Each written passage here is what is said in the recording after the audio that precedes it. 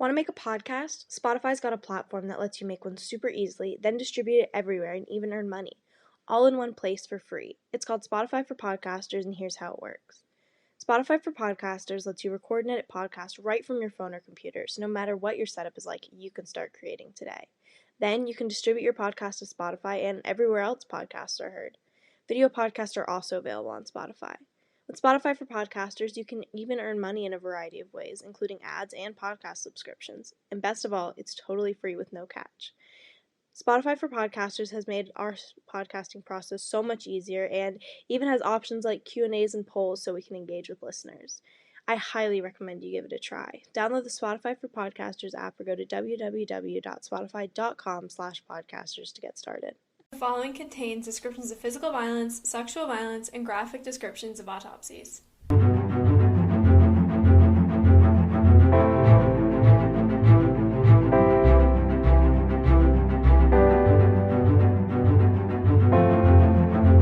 Hey listeners, welcome to episode 53 of TGIC Podcast. I'm Jillian. And I'm Izzy. Okay, so today we're going to do something a little bit different.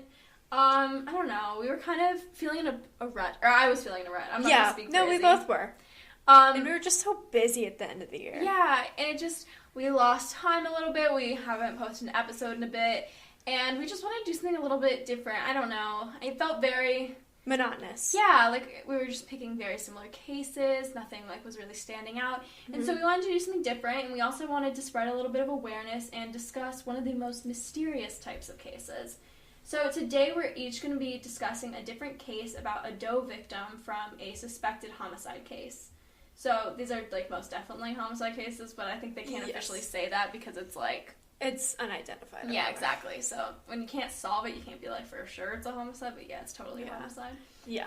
Anyway, at the end we'll share a little bit of information on how you can help because I understand a lot of people will feel inspired maybe by this.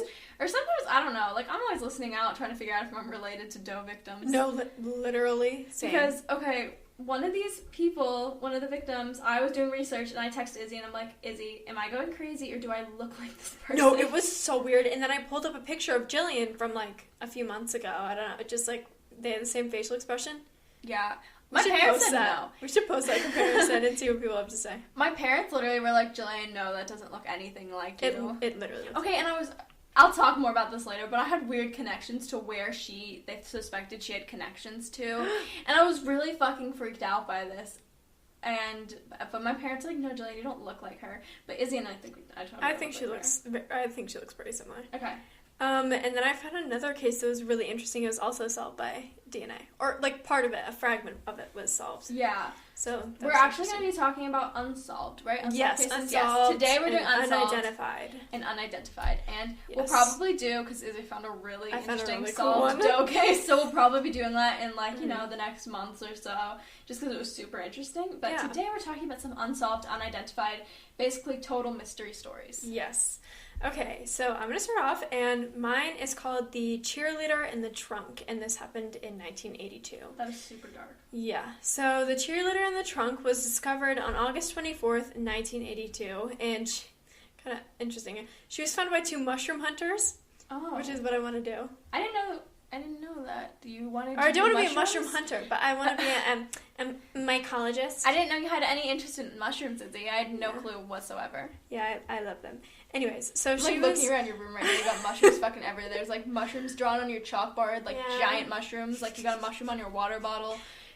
I'm crazy about them. Anyways, so she was found by two mushroom hunters who were in the Gambrel State Park in Frederick, Maryland. I don't know if I'm saying that right. Hopefully. Oh, they have mushrooms in Maryland? Yes, they have mushrooms anywhere, man. Oh, okay. Except for deserts. I feel like they're too dry. Anyways, the couple were actually hiking through the woods and they discovered a large trunk that was covered by sticks and leaves off of a gravel road in the park itself. Oh wait, is this not a car trunk? This is a trunk? No, it's a freaking storage trunk. Oh shit! There are pictures of it online. Oh my god, I thought you meant a car trunk. Oh, this is horrifying. When you go to sleepaway camp and they recommend that you take a trunk? Yeah, shit. That trunk. And so they obviously went off the road to go look at it, just whatever. Because, if I saw that, I would look at it too. Yeah. I wouldn't think that there would be a freaking body in it. Anyway, so it was kind of concealed by sticks and leaves. And to their horror, when they opened it, they were faced with the skeletonized human remains of a woman with long brown hair. And the police were immediately called to the scene and they began investigating. So upon further inspection, it was determined that the remains had been inside of the trunk for at least a few months. But this is ridiculous to me, but it could have been for as long as 10 years, which is such a big time gap. And, like, this insinuates that she could have either been killed in the spring of the same year or in freaking 1972, which was 10 years before. Huh. Which is so weird. That's really weird. And they couldn't figure that out? No. And an autopsy determined that the woman was between 5'2" and 5'6", and she had shoulder-length dark brown hair. She was white, and it was possible that she had actually naturally auburn-ish red hair, but had dyed it brown at some point in time. So this is also ridiculous, but the initial estimate of her age was between 17 and 45. They couldn't figure that out. No, which, again, is horribly inaccurate and way too large of a range to be helpful in any I'm way. sorry, I feel like I could figure out a smaller range, because there's a lot of differences. There are so many differences, like...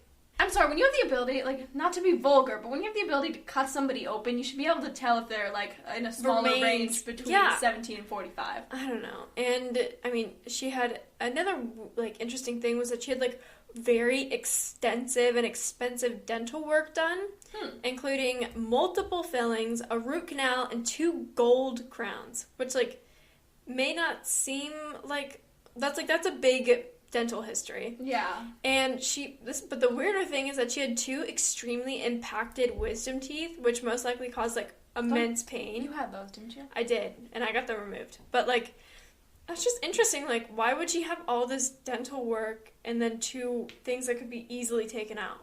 Yeah. Yeah, like, I don't know. I always find dental work and identifying those so interesting because either they were really, like, you know, they had money, but that always makes me think, if they had money, like, where's their family, like, not looking for them, like, if they should have the resources to be able to, like, look out and blah, blah, and that's, to me, sketchy. Yeah. But then also it makes me think prostitute.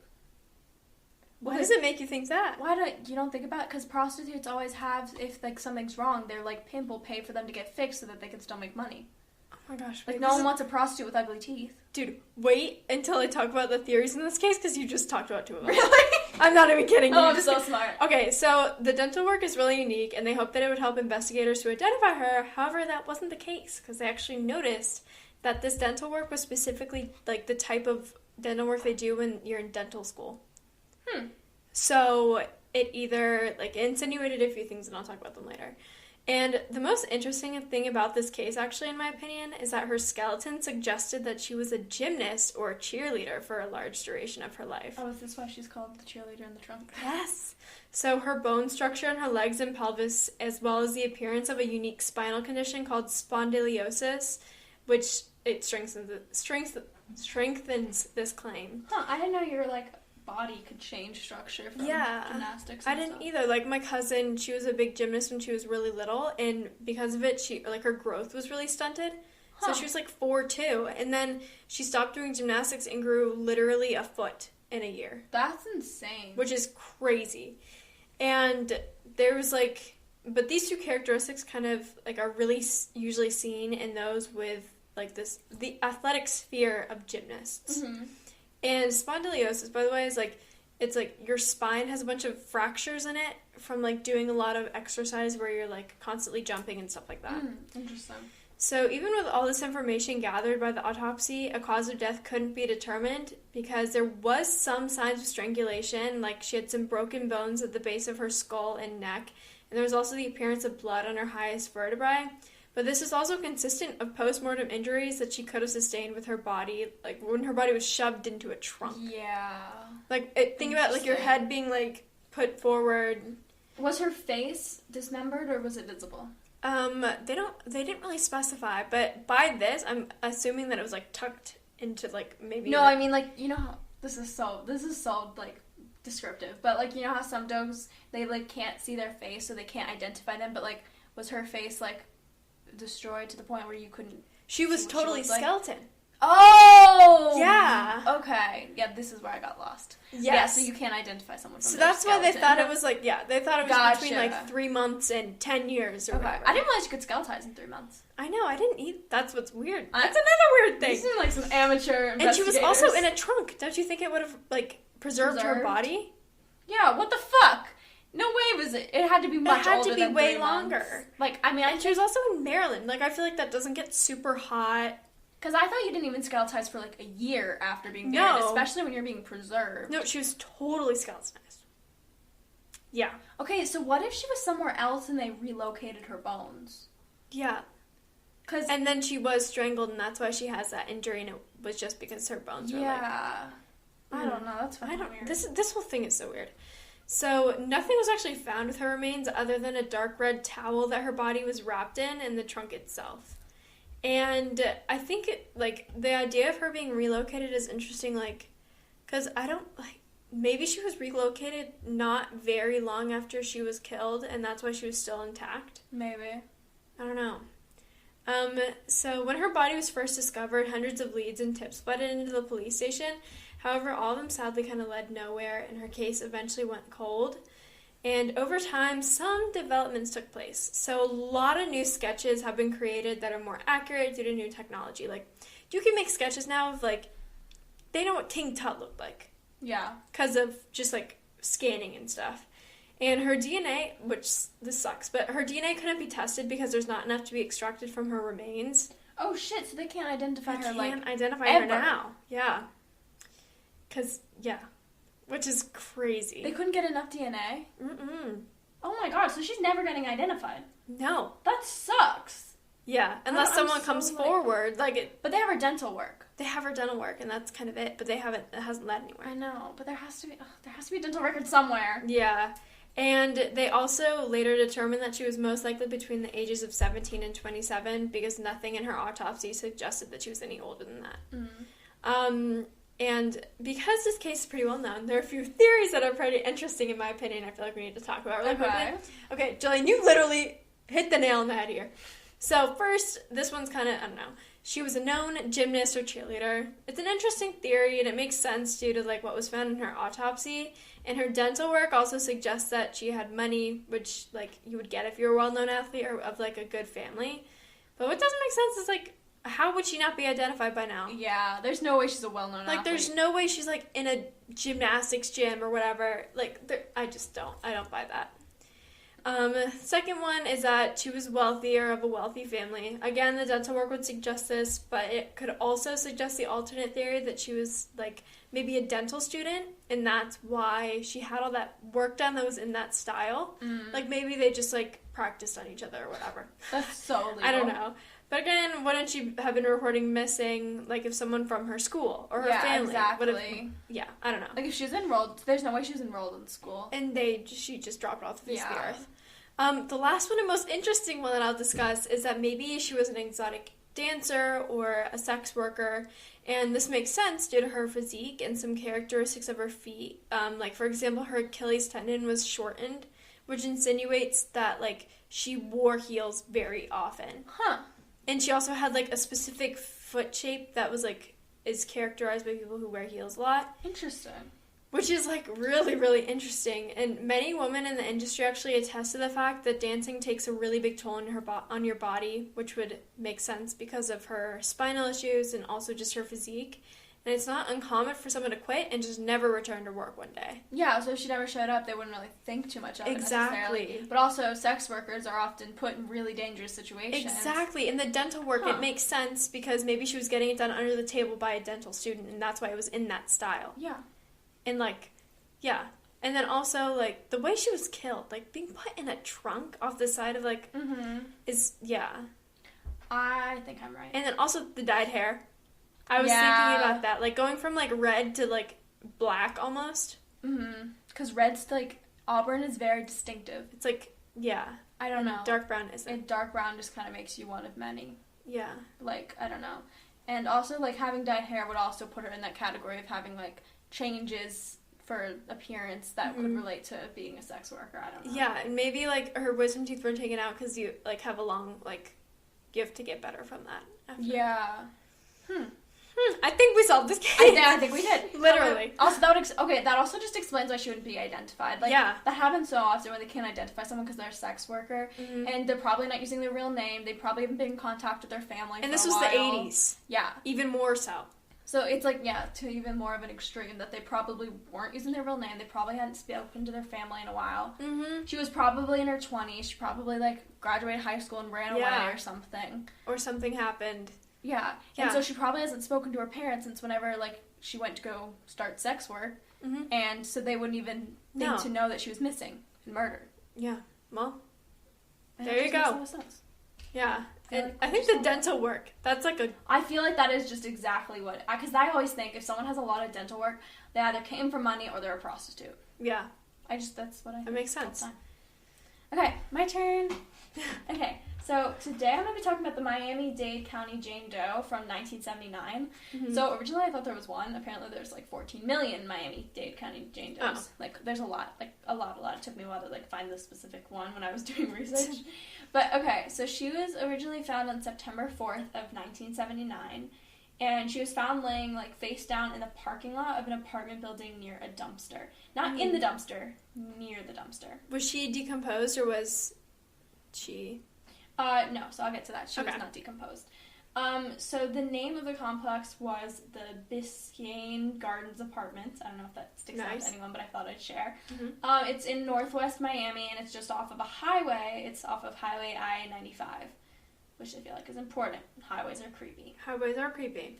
Anyway, residents found the body and called in authorities that morning when they found her. Mm-hmm. So an autopsy was performed, which concluded that her cause of death was strangulation, which means, it's a homicide, basically. Yeah. Like, I don't think you can accidentally strangle someone. I just cannot think of a situation where you'd accidentally strangle someone. No. I mean, maybe if you're joking. It takes, like, such immense force. I literally cannot think of how you can accidentally strangle someone. What was she strangled with?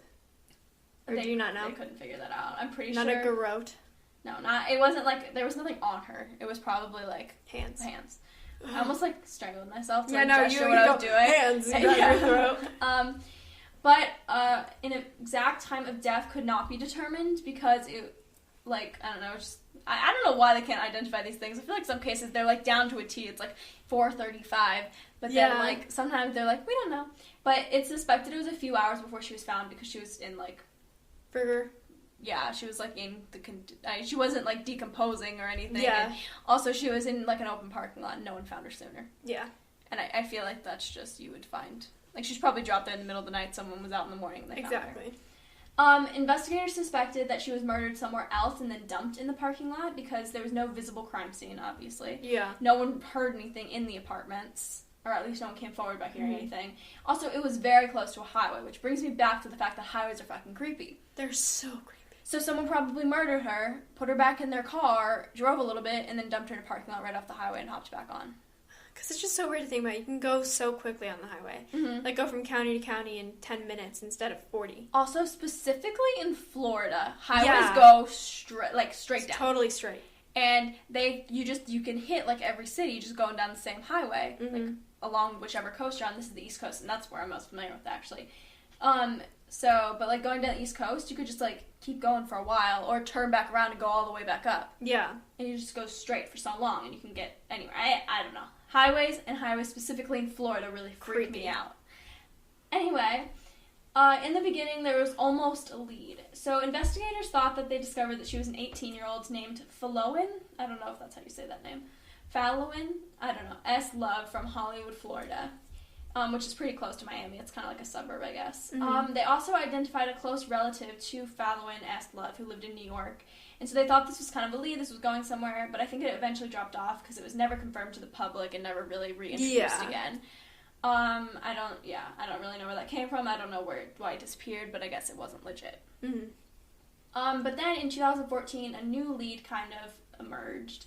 So it's possible that she was a runaway from Ohio named Tina, who possibly went by the nickname of Sheba. Sheba. I don't really know how they came across this, but they did, and they shared it with the public. Okay. So Tina was from Ohio, and she was last seen leaving her home in 1977, which is then 2 years later. This is when this Doe popped up. So she could have been doing something, who knows what, and then died 2 years later, and her family would have already thought she was gone. So. Yeah. Very little has been shared about this lead since it was first introduced in 2014. So another connection that I came across was that she was possibly involved in a motorcycle gang. Ooh, okay. Yeah, so she had these motorcycle exhaust burns on the inside of her calves, which means that she spent time as a passenger on a motorcycle. That's you don't get it from driving, you get it from riding. Yeah.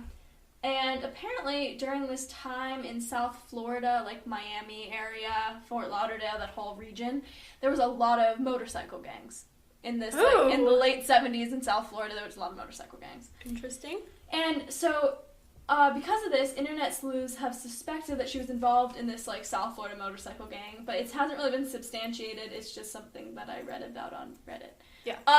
Yeah, but I thought it was kind of interesting and worth sharing. Mm-hmm.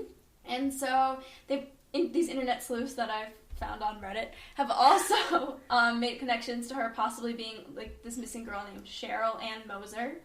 And so I'm looking into this, right? And they're, convinced. These are people on Reddit, posting, I've solved this Jane Doe case, blah, blah, blah, blah, blah. She's Cheryl Ann Moser. And I look at this. They're, basing this on visual similarities. They look like the same person. I'm sorry. These women do not look alike.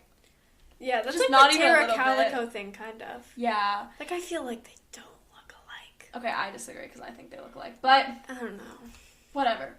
I think in this case, this Doe does not look like this Cheryl Ann Moser person. Yeah. I just literally could not find a single similarity. I could not find one. So, not to discredit these people, but I'm totally going to discredit them because I just think it's bullshit. Plus, if that was true, why wouldn't the police have... Exactly. Because clearly no one's figured it out yet because the police haven't done anything. Yeah. Okay, and then this is really something that creeped me out because I didn't realize this, and then someone mentioned it casually on Reddit when I was reading through comments on something, and I don't really know how it plays into effect, but something weird is that the same day that she was discovered, and the same day that she was supposedly murdered, is when Hurricane David made landfall in South Florida. Yeah. The same day a hurricane hit, she's just found, and she's never been identified. Weird. I don't know why, but things Sneha Phillip in 9/11. Yes. Just when things happen like that. Yeah, when there's this disaster happening and then there's also someone who just mysteriously goes missing or dies or whatever, happening at the same time freaks me out. It's weird. Because it's a weird coincidence and it makes me think were not enough things done in the beginning because a lot of people were working on hurricane efforts. Yeah. Or was there something that allowed somebody to escape quicker and more unnoticed? Mm-hmm. Maybe they didn't have, as many highway patrol people looking out for sketchy people in cars with bodies because they were looking out for the hurricane. Yeah, and it was also, the 70s. Yeah. So, even more so. Yeah, I don't know. Just kind of weird. Thought I'd share. It just gave me a weird vibe when I read that. I don't know. Yeah. Okay, and that's kind of it. But now I'm going to share some physical descriptors in this case. So she was a white female between 17 and 25, and she was between 5'6" and 5'8", and weighed about 120 pounds. She had some acne on her face, which I thought was just, I noted it because I thought the medical examiner made it a note. In a note. Yeah. Which I've never seen that before. Yeah. So I guess it was enough that he thought it was important to note. She had strawberry blonde hair and, hazel eyes or, green-gray eyes. And when she was found, she was wearing a yellow floral print scarf, a white t-shirt, and jeans. But for some reason, no information about her potential, geographic origin has been shared, which I thought was annoying because, I always find it interesting when they're oh, yeah, she drank water, so she's from Florida. Yeah, exactly. I love when they do that. I find it so satisfying. But and she wasn't decomposed at all. So why didn't they look into that more? I don't know. Maybe it was, a lack of technology, but I don't know why they wouldn't have looked into it since. Yeah. She also came from a middle-class or wealthy family, probably because she had teeth fillings, so she had access to some dental care. Yeah. And in this case, I don't suspect she was a sex worker necessarily. Because it wasn't Because it wasn't so... I mean, she could have. I don't really know. You never know. That. It's a feeling, I guess. I don't know. I don't know. I really could not tell you why. Maybe it was the way she was dressed. Yeah, no, because, a scarf and a white t-shirt and she jeans. was dressed very, Florida. Yeah, not very... Almost touristy. Yeah. Wait, I was just thinking that. Maybe she was a tourist. Hmm. Interesting. But if she was a tourist, wouldn't someone be looking for her? Yeah, exactly. Who tourists by themselves? No, I don't know. Okay, but here's why I think she looks like me. We're gonna get into that really quickly. Why I freaked out for a minute the other day, because I thought she was related to me. So I'm looking at her, and she's just... Something about her nose-eyebrow structure bothered me. It did... I don't know. It was just something about how her the positioning of her facial features, I guess that's how I describe it, like, looked like mine. Yeah. And also, okay, her connections to places weirded me out. Because, okay, she had, when they thought she was this fallow in love person, they thought she had a relative in New York, like in the Bronx or something. That, I have so much family from New York. You do? Like, a lot, like, both sides of the family, like, just all over. A lot in New York. I also, okay, and then they thought she was Tina from Ohio. I don't have a lot of connection to Ohio, but my dad was born in Ohio and lived there when he was a kid. Yeah. Oh my god, I need to Stop. Turn it Sorry. off. Okay. Anyway, so I have some connection to Ohio. My dad did live there when he was younger. My Nana went to college there. Like, I have some connection to Ohio. It's, like, not just this random state. It's, like, the only state in the Midwest I have some sort of connection to. And then also Florida. I was fucking born in Florida. My parents lived there forever. My grandparents lived there. Like, I have so much family. And specifically in South Florida. And southeastern Florida. Southeastern Florida. So much family. Anyway, I Turns was out deeply... she's like your great-great-great-great-grandma or something. She's not that old. Yeah. Anyway, I was deeply disturbed by this. It's possible I don't even look like her, and then I just went down a rabbit hole. I think she looks kind of similar to her. I was just weirded out, just a little bit. Maybe I need to submit DNA and see what happens. Yeah. But I was a little disturbed. Anyway, these were the cases of, the cheerleader in the trunk. The cheerleader in the trunk. And the Miami-Dade County Doe. So if you have any information that could lead to the identification of these people, and we'll have pictures on our Instagram too, so if you think you look like one of these people or have connections to these places or something, reach out to, like, the DNA Doe Project or the Doe Network. These are going to be linked on our website.